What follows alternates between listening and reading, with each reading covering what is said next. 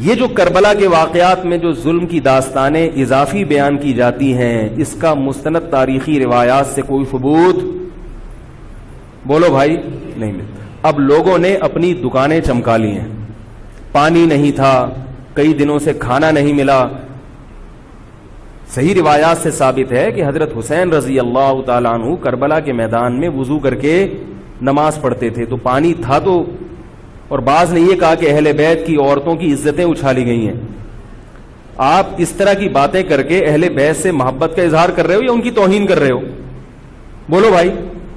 اگر کوئی عزت دار پاک دامن عورت ہو، بالفرض اس کی عزت پہ ڈاکہ ڈلتا ہے، بالفرض، تو آپ اس بات کو چھپاؤ گے نا، آپ جھوٹ بولو گے، بولو گے نہیں بھائی اس کی عزت پہ کوئی آنچ نہیں آئی ہے۔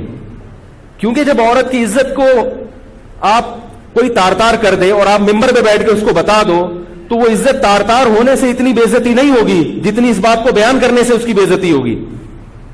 حقیقت یہ ہے کہ کسی مستند روایت سے ثابت نہیں ہے کہ اہل بیت کی عورتوں کی عزتوں کو اچھالا گیا۔ وہ نبی کے گھرانے کی عورتیں تھیں، ان کا ناخن بھی کوئی نامحرم مرد نہیں دیکھ پاتا تھا۔ دوپٹہ اتر گیا زینب کا اور زینب کی چادر چھن گئی، یہ سب غلط ہے، یہ سب من گھڑت باتیں ہیں۔ چونکہ وہ بہرحال مسلمان تھے جو حضرت حسین کے خلاف لڑ رہے تھے، ظالم تھے، اس میں کوئی شک نہیں ہے۔ اس سے بڑا ظلم اس کائنات میں ہوا نہیں ہوگا کہ ایک شخص جو اپنے آپ کو مسلمان کہتا ہے اور وہ نبی کے نواسے کو قتل کر دے اور اہل بیت کو قتل کر دے۔ اسلامی سیاست میں اتنی گندی تاریخ ہمیں کبھی بھی نہیں ملتی۔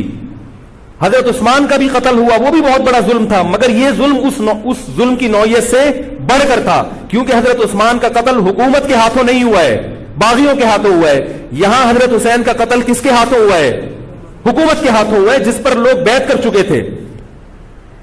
تو یہ اسلامی تاریخ میں ایک بہت بڑا بدنما داغ ہے، مگر اس کو بیان جس انداز سے کیا جاتا ہے اور جتنے قصے کہانیاں من گھڑت سنائے جاتے ہیں ان کا حقیقت سے تعلق نہیں ہے۔ ہماری نظر میں چاہے پانی بند کیا ہو یا نہیں کیا ہو، کھانا ملا ہو یا نہیں ملا ہو، ہماری نظر میں حضرت حسین رضی اللہ تعالی عنہ کا سر قلم کر دینا ہی کائنات کا بدترین ظلم ہے۔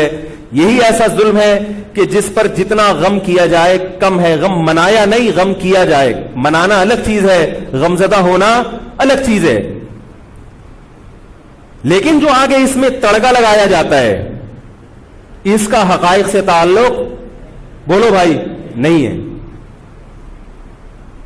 یہ دکانیں ہیں جو چمکائی، اس میں سب برابر ہیں، شیعہ بھی سنی بھی۔ بہت سارے سنی علماء بھی کربلا کے واقعے کو بہت ہی بھیانک انداز سے بیان کرتے ہیں، اور مقصد کیا ہوتا ہے؟ پبلک کو رلانا۔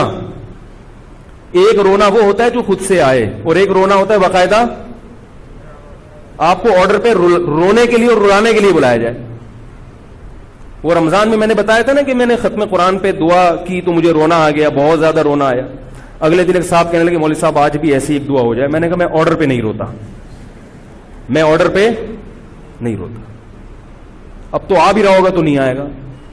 ویڈیو کے نیچے سبسکرائب کے بٹن پہ کلک کریں، بیل کے آئیکن پہ کلک کیجئے تاکہ ہر نئی ویڈیو کی نوٹیفیکیشن آپ کو مل جائے۔